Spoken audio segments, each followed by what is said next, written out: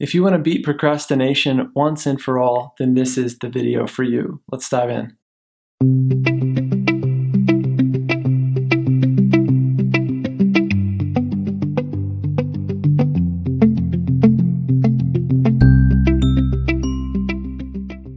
Step number 1, ask yourself, why does this matter? The thing that you're avoiding needs to matter enough for you to take action on it right now or soon. Step number 2, and this is kind of tied to number 1, is think about what will happen if you don't do this thing. The reality is people are actually more motivated in general to avoid pain than they are to seek pleasure, which is really interesting. So it's not always a bad thing to just think for a second, what kind of pain might I be in or would this cause if I don't do this thing soon? The reality is there needs to be a real reason why you need to do this thing now and not later. There needs to be a reason or something that would be negative in order to motivate you to do this thing now.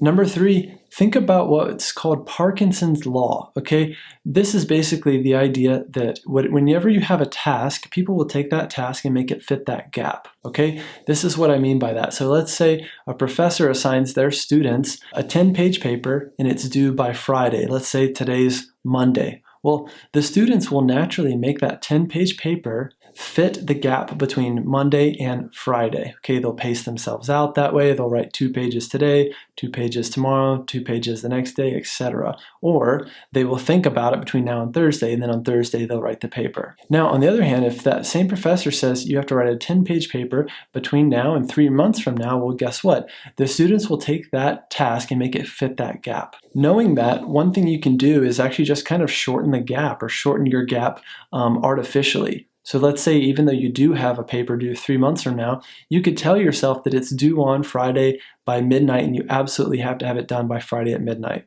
Sometimes you can play a little mental trick on yourself like this and it's actually going to help your motivation quite a bit. You also might just think about how good it's going to feel when you have it done. So you could use some positive motivation to get it done.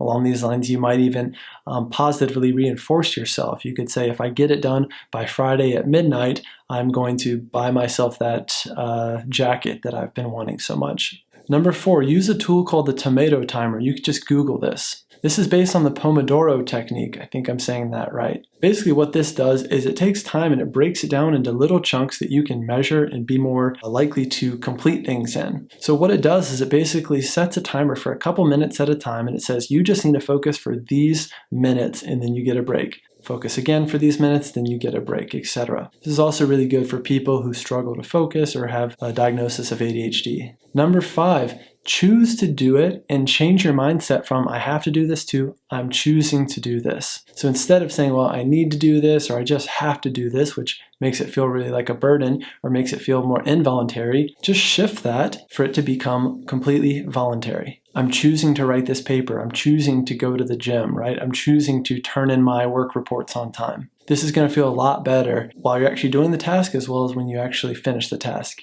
Number 6, and this one might really surprise you, but sometimes just let things hit the floor. If you're putting off something enough to where you realize it doesn't really matter, nothing bad's going to happen if I don't do this thing, sometimes it's actually good to just let something hit the floor, be kind of uncomfortable with that, but be okay with being uncomfortable and see that a lot of times we make things out to be bigger in our minds than they really are in reality. So sometimes just let things hit the floor. There you have it, 6 ways to beat procrastination. I hope these were helpful to you. If so, hit the like button for me, hit the subscribe button while you're at it.